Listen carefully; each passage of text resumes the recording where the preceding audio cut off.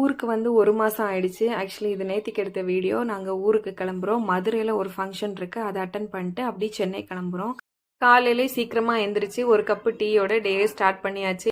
1 மாசமா எந்த வேலையும் செய்யாமல் ஜாலியாக இருந்தேன். மறுபடியும் போய் நானே வேலை செய்யணும்னு யோசிக்கும் போது கொஞ்சம் கடுப்பாக தான் இருக்குது. இருந்தாலும் பரவாயில்ல அப்படின்னு பேக்கிங் எல்லாம் முடிச்சாச்சு.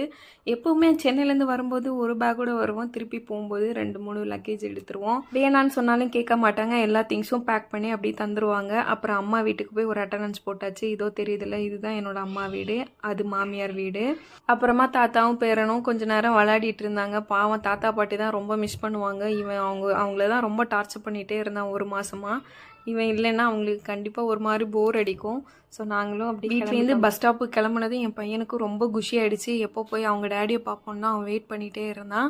ஸோ இங்கே இருந்த வரைக்கும் தினமும் அழுவான், எப்போ ஊருக்கு போகிறோம் அவங்க டேடியை பார்க்கணும் அப்படின்ட்டு.